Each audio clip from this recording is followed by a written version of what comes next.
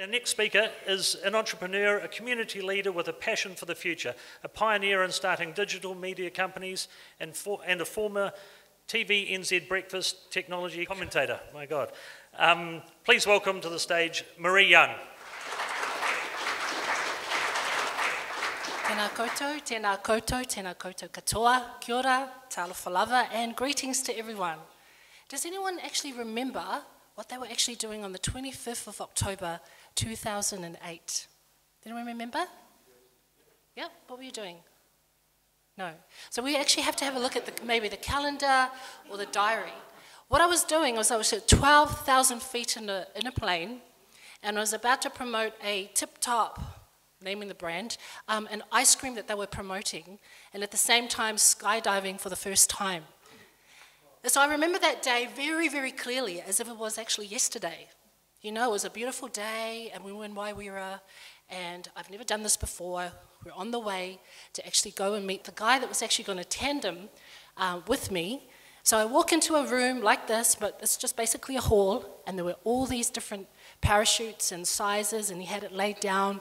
Then he had all the harness and the overalls and everything and the helmet, and he was taking me through the safety procedures really quickly. And the next thing you knew that we were waving to our supporters outside, and we were on the plane, and we were starting to ascend to the sky. And so I was like, okay, I'm just looking out the window, saying hi, bye. And then the next minute, you know, we basically can't see anything. We were just in just white clouds all around. Just clouds and clouds. I actually felt like I was in heaven, but we weren't. We were still going up to 12,000 feet. And I remember that I needed to do, it was a really quick brief, but I needed to actually smile at the camera, eat the ice cream, look at the video. They actually did a little camera. They put it on my wrist. So I had to do this, get out the plane, and also eat this ice cream because it was a promotion that we were doing at the same time. So all these things were coming through my head while I was actually seeing these white clouds. And we weren't there. So by now, there was so much wind coming into the airplane. The door was partly open, and I can only really motion like this to the guy. And he was like, can you see me? And I said, yes, we can't hear each other. But he kept on looking at the compass because we were almost hitting 12,000. And he said, all he did was 12. As soon as it hits 12,000, we had to move close to the door. And it was basically like this edge. And take a deep breath, and then he was like, 1, 2, 3, like basically. And I'm like, yes, yes. And I remember all these things, like we were going, oh my gosh, fear started to actually really become a reality, because it was just a bucket list before. An hour ago, I was absolutely firmly feet on the ground. But here I am, going through this bucket list thinking, oh yeah, it's okay, I'm going to jump out of a plane. But everything started to come, and I remember just being consumed with all the things. What if my parachute won't pop? What if I die? What if it's the last thing I just said really quickly, bye. I didn't even say I love you to anyone, at home that day. And so all these things were coming through my head. And then after 1, 2, 3, jump. And then like this, and I was remembering how to, I was looking at all the YouTube, how they actually do it so professionally, and everyone's so cool, and basically it wasn't cool, it was the opposite. So the wind was blowing, and my cheeks were going like this, it was really awful. The ice cream actually basically melted, and it went through, like really basically grazed my, my camera, and at the same time, I had to smile and freak out, because the parachute it hasn't even disengaged. It was still in our packs. So that moment, from the time that we jumped off to the time that the parachute went up, it was just chaotic. Everything came through my mind. All those, all those fears, all those things that you think, what if, that was actually just flooding me. I didn't even know. Everything happened so fast. Now, it's interesting. Once the parachute started actually releasing, and it went into the, I can see it while doing this and eating the ice cream. I had ice creams up my nostrils at the same time. As soon as I saw the parachute up, I felt this, like a real sigh of relief. Like, oh my gosh, I'm gonna live. I'm gonna be okay. And then there was this amazing serenity, like peace. I can actually see, okay, I can see around me. There was no panic, because I was panicking before. I thought I was going to die, all these what ifs. And I really started to enjoy what was actually happening. I can sort of see, oh, wow, amazing. I was in awe. What was the one word that basically I was in awe of creation. What a beautiful day. Nothing was, I couldn't fault it. You know, what was supposed to flower was just amazing. So as we were just coming down calmly, it was an amazing feeling. And that was my aha moment at that time.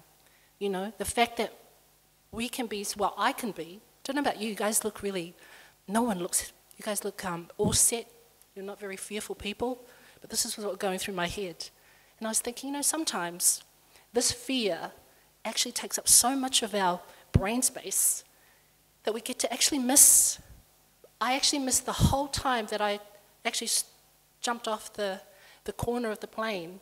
But it wasn't until the parachute went up that I started to breathe, and I had this peace, I had this appreciation of actually seeing everything really still and really calmly.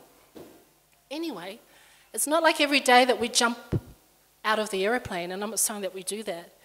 But I was just thinking about how fear can stop us. It's great to hear that there are actually people in this room thinking about starting a small business. And it is. It may not be fear of jumping out of a plane, but there's a lot of unknowns. There are a lot of things that we don't know, things that we think may happen, things that may not happen. But it's all part of the package. And I know that looking at some of these things, I was thinking, okay, there is so much that can stop us, you know. The economy it is what it is at times. There are so many things that we can't control. But there's one thing that you and I can control, and that's how we look at things. Speaking was another thing that I was absolutely petrified with. You know, a lot of the times, I think it was a research 4 years ago, people are so afraid of public speaking. It's like death. It's like, oh my gosh, what am I going to say?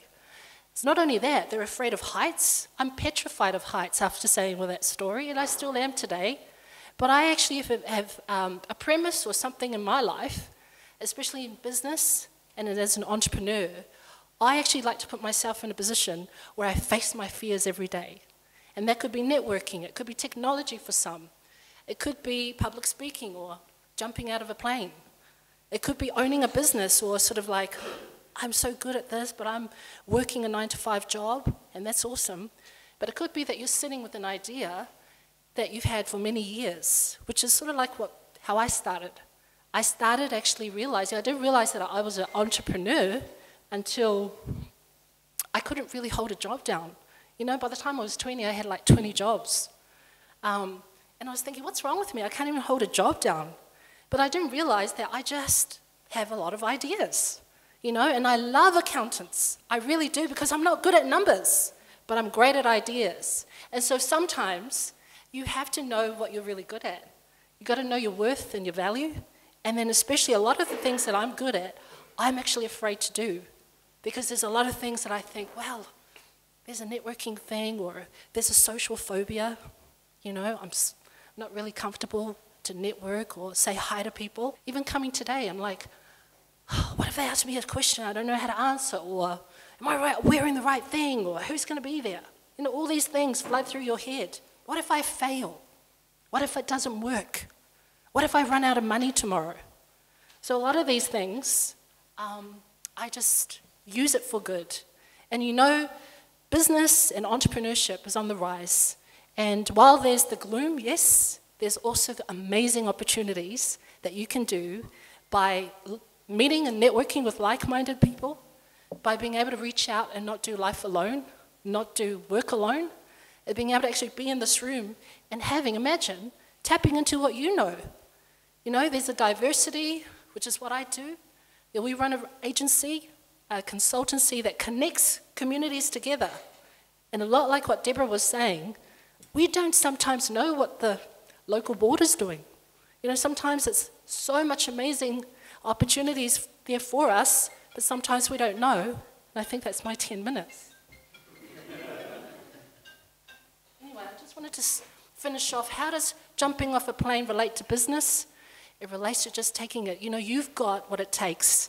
There's no one like you in this room and in the world. And you have ideas, and you're already maybe doing it. You're already successful, but we can always go another level. And the sky is the limit.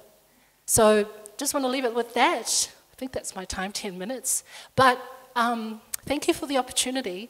And I'm really, really excited to actually be in this space, to live in this country, and have these amazing services that we have at our fingertips. Kia ora. Don't go anywhere. Thanks so much, Murray.